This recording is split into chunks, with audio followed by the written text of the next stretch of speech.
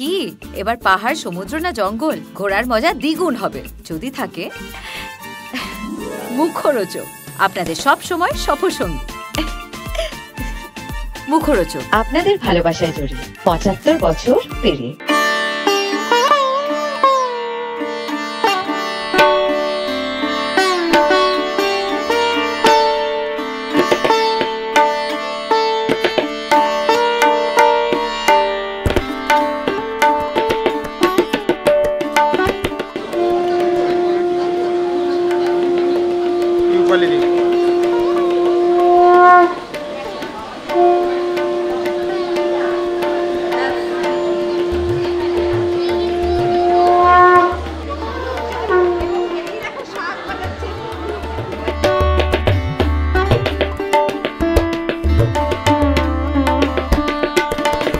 ভীষণ ভালো কাটছে, খুব আনন্দ করে আমরা পুজো করলাম এবং এবারের পুজো অনেক বেশি স্পেশাল ছিল কারণ কাবিয়া ছিল আমাদের সঙ্গে।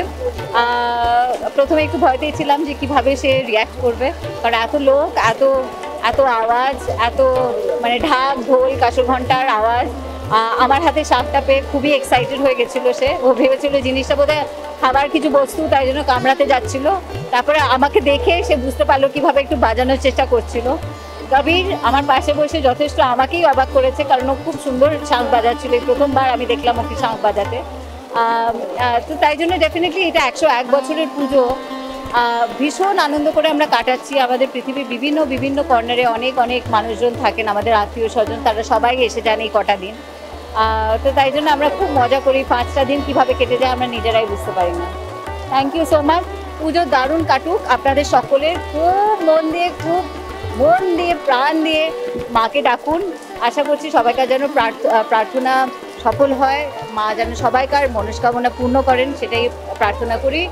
আর মজা করুন, হই করে সিনেমা দেখুন। বাংলা সিনেমা কয়েকটা ভালো ভালো বাংলা সিনেমা রিলিজ করেছে, সবকটা সিনেমা নিশ্চয়ই করে দেখবেন। আর ভালো থাকবেন, সকলকে ভালো রাখবেন।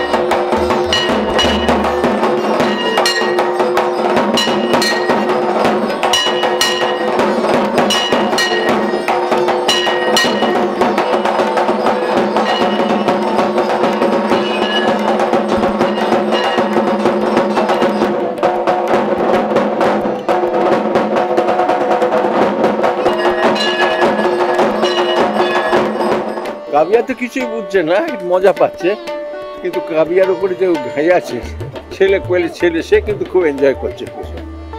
আর পুজো তো আমাদের বাড়িতে বরাবর তো ১০১ বছর হয়ে গেল পুজো।